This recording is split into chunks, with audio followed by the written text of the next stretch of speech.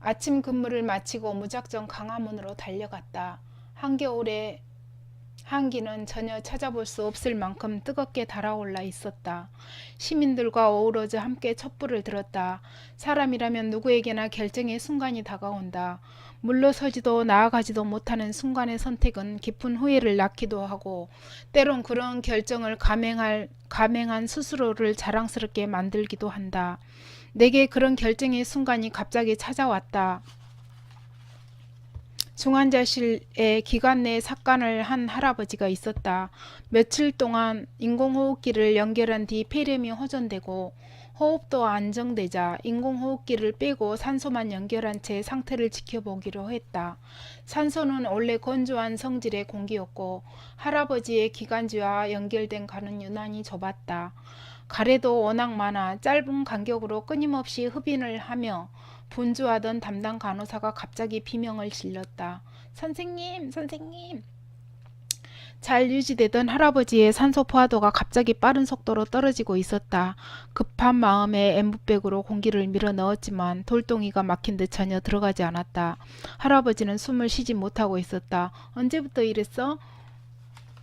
아까까지만 해도 흡인기 끝이 좀 뻑뻑하긴 했지만 잘 들어갔어요. 주치의 당장 콜해 빨리. 엠부를 진 손이 떨리고 있었다. 건조한 산소 때문에 뭉친 가래들이 말라 돌덩이처럼 숨구멍을 막고 있을 확률이 높았다. 기관 내 삭관을 빨리 교체해야 한다는 의미였다. 하지만 그건 간호사가 할 수 있는 일이 아니었다. 의사의 영역이었다. 나는 그것을 분명히 알고 있었다. 만약 간호사가 기관 내 삭관이 준비되지 않은 상태에서 함부로 간을 빼냈는데도 할아버지가 숨을 쉬지 못하고 끝내 숨을 거둔다면 그건 고스란히 내 책임이었다. 선생님, 주치의랑 연결이 안 돼요. 뭐 다시 해봐 당장. 하늘이 뿌옇게 변하는 것 같았다. 할아버지의 산소 포화도는 100에서 20까지 떨어지고 있었고 얼굴색이 변하기 시작했다. 눈꺼풀 위를 누르는 통증에도 반응이 없었다. 심장 박동도 점점 느려졌다. 엠부를 손에 쥐고 계속 공기를 불어넣으려고 했지만 마치 끝이 벽으로 막혀 있는 것처럼 꿈쩍도 하지 않았다. 이대로라면 할아버지의 심장이 멎을 것이 분명했다. 선생님, 주치의 지금 별관에 있대요. 바로 온답니다. 별관이라면 아무리 빨라도 좋게 5분은 걸릴 거리였다. 주치우는 너무 멀리 있었다. 할아버지에게는 그만한 시간이 없었다. 엠부백은 아무리 공기를 불어넣어도 여전히 꿈쩍조차 하지 않았고 이제 산소 포화도는 한 자리로 떨어지고 있었다. 모니터는 점점 힘을 잃어가고 있는 심장의 움직임을 실시간 그래프로 그려 보이고 있었다. 만약 관이 막힌 곳 하나 없이 깨끗했다면, 빼냈는데도 숨을 쉴 수 없다면 그건 모든 게 간을 빼낸 내 책임이 될 거고, 머리는 끊임없이 이해관계를 따지고 있었지만 두 손은 머리보다 더 빠르게 움직이고 있었다. 시간이 없었다. 할아버지가 죽어가고 있었다. 당장 무엇이라도 해야 했다. 거칠고 머리에 고정된 끈을 풀고 공기풍선을 제거한 다음 할아버지 입에서 침에 젖은 기관 내 삭관을 빼냈다. 그리고 산소가 들어갈 수 있도록 머리를 뒤로 젖히고 기도를 유지하며 두 손으로 엠부를 있는 힘껏 짜기 시작했다. 멈춰있던 할아버지의 가슴이 부풀었다 가라앉기 시작했다. 누가 주치의도 없이 함부로 기관 내 삭관을 빼라고 했어요? 헐레벌떡 중환자실 문을 박차고 뛰어들어온 주치의는 거친 숨소리와 함께 고함부터 질러댔다. 주치의가 험악한 표정으로 다가오고 있을 때 반대로 할아버지의 얼굴색은 편하게 돌아오고 있었다. 심장은 다시 힘을 찾을 박동수가 올라가고 있었고 산소 포화도는 90을 넘고 있었다. 나는 조금 전 빼낸 막혀있는 관을 조용히 주치의에게 보여줬고 그런 짧은 탄식과 함께 더 이상 아무 말도 하지 않았다. 이거 보세요.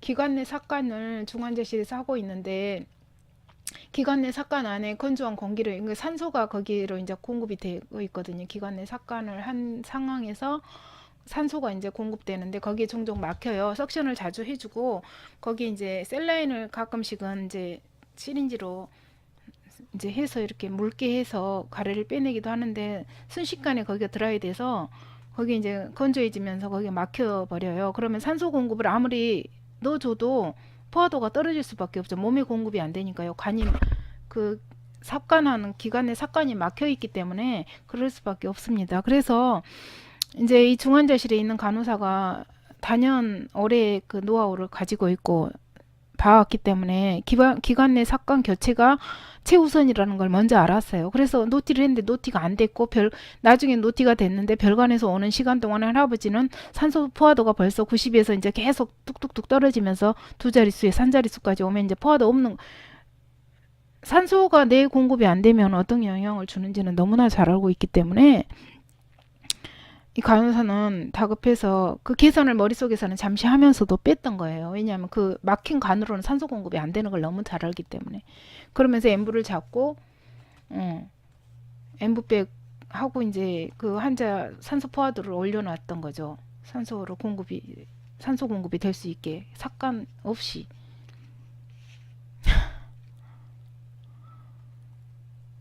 완전 응급 상황이에요. 이거는 중환자실 응급 상황.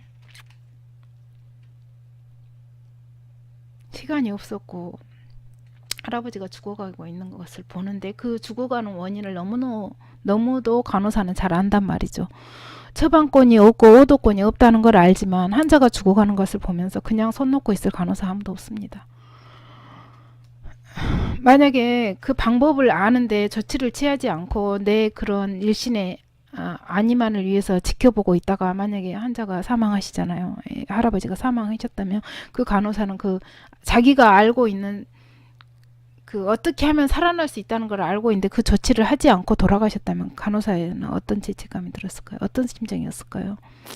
그걸 알기 때문에 간호사는 본능적으로 환자를 살려야 되는 그런 그 포지션에 있단 말이죠. 항상 일선에서 가장 가까이 환자를 돌보는 자리에서 있단 말이죠. 그랬기 때문에 그런 조치를 걸릴 수 있는 여러 가지, 있을 수 있는 여러 가지 그 딜레마입니다. 간호사가 환자하고 일선에서 있을 때 갖는 가장 큰 딜레마가 이런 것들이에요. 간호사는 알거든요. 내가 오도권이 없고 환자가 잘못되면 내 책임이라는 걸 알기 때문에 사실은 사건을 안 빼려고 안전주의로 가자는 상황에서는 안 빼는 게 맞아요. 사실은 맞는데 포화도가 떨어지고 돌아가신다는 거죠. 환자분이 중환자실에서. 근데 방법을 아는데 어떤 간호사가 그냥 손 놓고 있냐고요. 그렇습니다. 두 번째 이야기는 잠시 쉬었다 하겠습니다.